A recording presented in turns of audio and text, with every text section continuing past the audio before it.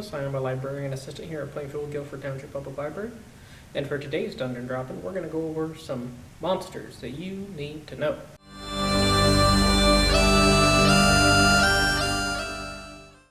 One of the first creatures that we're going to be talking about are goblins. Goblins are small humanoid creatures, typically about 3 or 4 foot tall, and they usually come in packs, which is what really makes them so dangerous. Is while they are small and typically weaker creatures, they are usually not just one. There are usually probably 10s, 20s, sometimes even hundreds. You can also run into them with leaders like hobgoblins. Sometimes they're led by drow, and they can really be something that, while inexperienced players might think that they are weak and, piece of cake, that may not always be the case.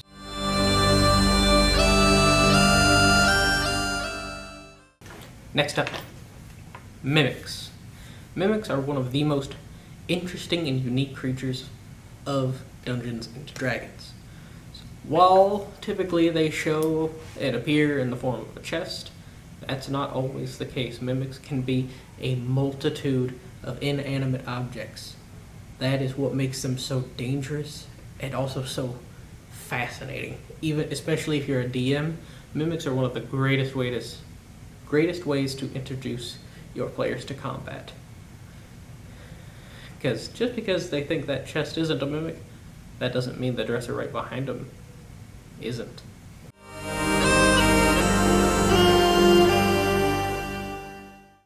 Next up, we have gnolls. Gnolls, while similar sounding to goblins, are about nothing alike.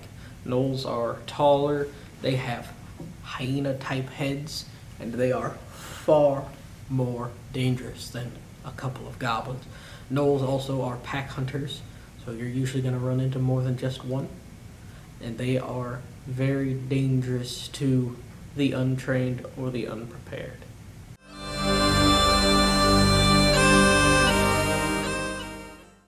Owlbears.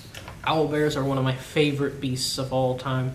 While these guys look adorable, cute, and fluffy when they're little cubs, they are one of the most ferocious and vicious beasts of Dungeons and Dragons. These things can grow up to 8 feet tall, standing on their hind legs with an owl face but the body of a bear.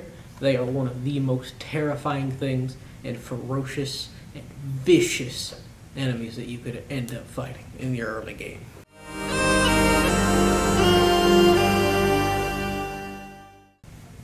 Next, we have beholders.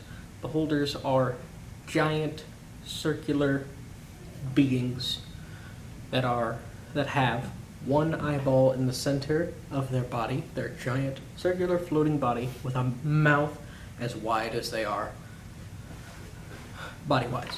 They have a multitude of tentacles. Also, at the end of each has an eyeball, and are one of the most intelligent and dangerous creatures in the Underdark. These guys make their homes, and they are one of the smartest and most frightening things that you can run into if you end up in the Underdark. They can mess you up. Be careful in the Underdark.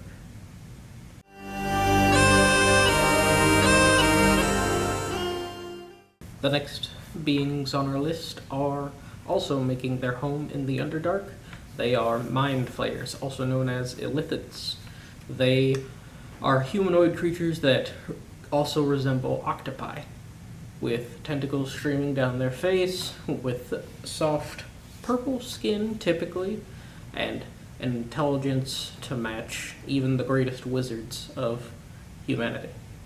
They are one of the smartest beings, and just like beholders, and they only eat one thing: brains.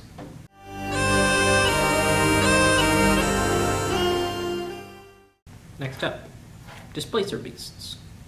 Now, picture your average Black Panther. You see a nice cat, 4 legs, boom. Displacer Beast kicks that up to about 11, with 6 legs, 2 about 3.5-foot tentacles, and horns, and the ability to teleport, and you take you with it. Displacer Beasts are something to not be trifled with. They are one of the most frightening and downright terrifying creatures that you can encounter in Dungeons and Dragons. My recommendation, personally, if you run into one of these wily cats, run quickly and hope it doesn't see you before you see it.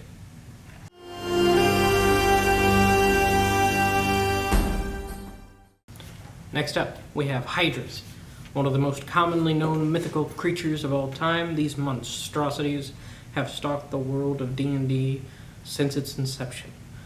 A creature that has a multitude of heads, and when you remove one, 2 more grow in its place.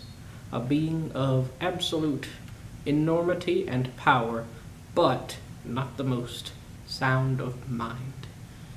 Although its strength is extraordinary, its intelligence is pretty much that of your average everyday beast. So make sure to take care. Use careful strategy and planning, and just maybe, like mighty Hercules himself, you may just be able to slay these Hydras.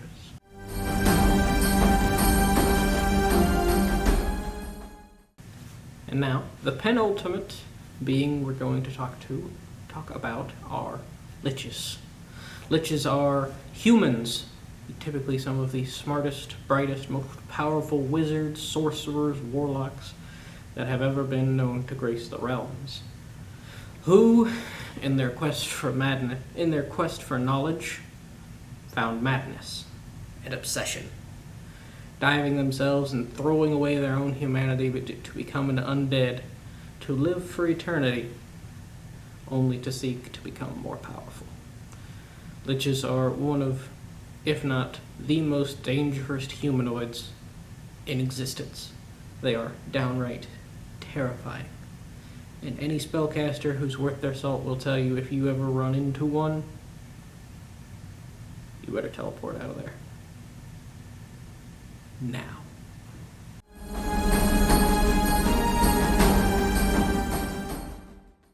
Could it really be a Monsters to Know without even talking about dragons?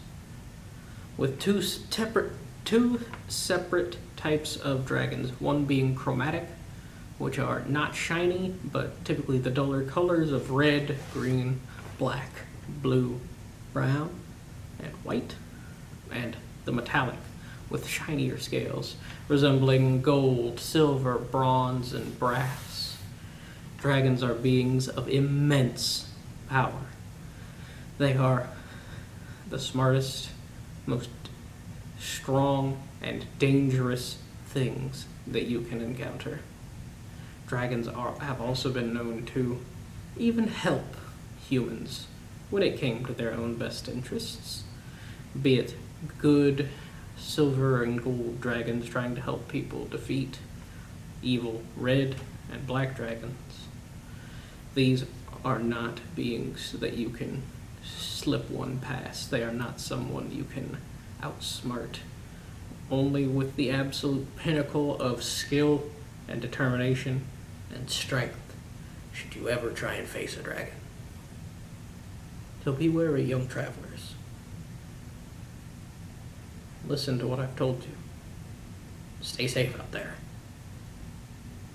Good luck.